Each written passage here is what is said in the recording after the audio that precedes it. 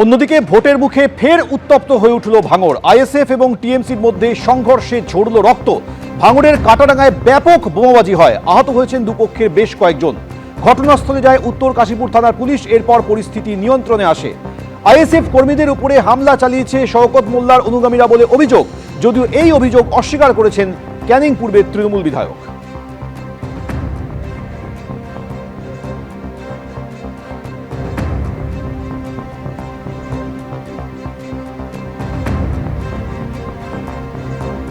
মূল মাস্টারমাইন্ড হলো শওকত মোল্লা।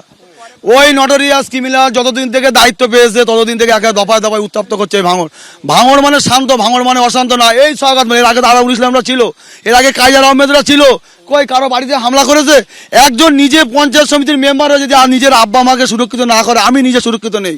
আমাকেও মারা হয়েছে ওই একই জায়গায় কদিন আগে, এখনো পর্যন্ত পুলিশ কোনো স্টেপ নেয়নি। পুলিশকে এর আগে বলেছে আমার জানলাতে বোম মেরেছে। সকালে আমাদের দলের কর্মীরা ওখান থেকে যখন আসছিল, তখন ভাঙড়ের এই কুখ্যাত সমাজবিরোধী ওইদুল বলে একজন আছে, সে আমাদের এই কর্মীদের উপর আক্রমণ করে, পাল্টা আমাদের কর্মীরা প্রতিরোধ করে। আমাদের 4 জন ছেলে এখন নার্সিংহোমে ভর্তি আছে, বেসরকারি হসপিটালে ভর্তি। তারা প্রথমে জিরন কাছে যায়, ওখান থেকে ফরওয়ার্ড করে কলকাতায়, কিন্তু কলকাতা না গিয়ে তাদেরকে প্রত্যেকে নার্সিংহোমে ভর্তি করা হয়েছে।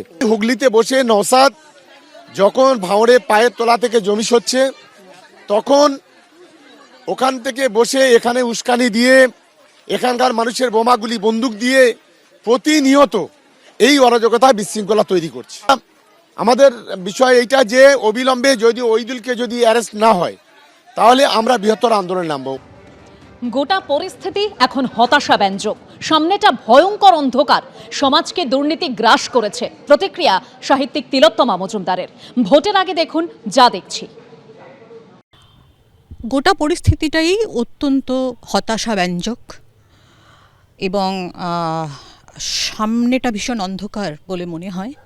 তার কারণ যে সামগ্রিকভাবে সমাজ এবং রাজনীতি দুটোই নিয়ে আমরা যদি দেখি যে একটা সাংঘাতিক আদর্শহীনতা এবং দুর্নীতি গ্রাস করেছে, যার ফলে মানুষ পারস্পরিক বিশ্বাস, আস্থা সমস্ত কিছুই হারিয়ে ফেলছে।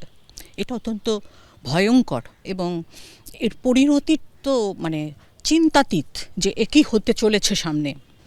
চতুর্দিকে অনিশ্চয়তা, দুর্নীতি এবং আশাভঙ্গের এই যে পরিস্থিতি, এখানে দাঁড়িয়ে মানুষ কি আশা করে কাকে নির্বাচন করবে এই বিষয়ে সাংঘাতিকভাবে তারা বিচলিত এবং একেবারেই সিদ্ধান্তহীনতায় ভুগছেন বলে আমার মনে হয়। যারা খুব সামান্য চিন্তক, বেশি দূর ভাবতে পারছেন না, তারা সাময়িক লাভের লোভে অনেক কিছু মেনে নিচ্ছেন।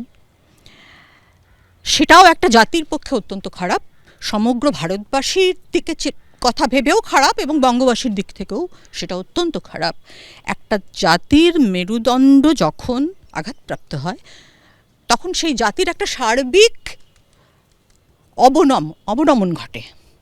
তো সেই সার্বিক অবনমনের ছবিটা চারদিকে ভীষণভাবে স্পষ্ট। জেলায় জেলায় বিজেপির তরফে চলছে পরিবর্তন সংকল্প যাত্রা। আর এবার অধীর চৌধুরীর খাস তলকে সুকান্ত মজুমদার। বহরমপুরে পরিবর্তন সংকল্প যাত্রায় যোগ দিলেন বিজেপি সাংসদ।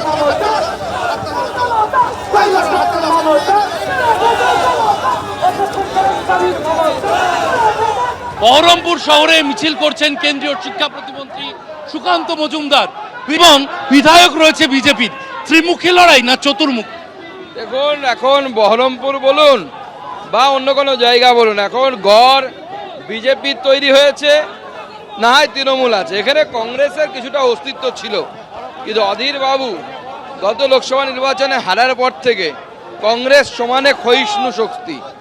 বর্তমানে এই যে ছাগলের তৃতীয় সন্তান অর্থাৎ কংগ্রেস, বামফ্রন্ট, এখন নতুন আবার ঝাপ মাপ বাপ কত কি এসেছে, তারা কোথায় থাকবে, তাদের ইকুয়েশন কি হবে, বাংলার মানুষের কাছে কোনোটাই স্পষ্ট নয়।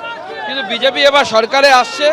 এই সিট আমরা গতবার জিতেছিলাম, আমাদের কাঞ্চনদা এখান থেকে বিধায়ক, আগামী দিনে কাঞ্চনদার সিট আমরা আবার জিতব, কেউ আটকাতে পারবে না।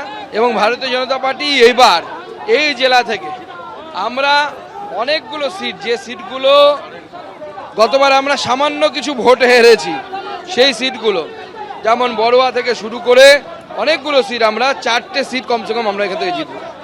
এই যে আপনি বলছেন যে বেশ কিছু সিটের সমীকরণ বদলে যাবে, হুমায়ুন কবির আমরা জানি 6ই ডিসেম্বর থেকে বাবরি মসজিদের শিলান্যাস, 22শে ডিসেম্বর দেখা গেল নতুন দল, এই হুমায়ুন কবির হাতেও কোনো ফ্যাক্টর হবে মুর্শিদাবাদ?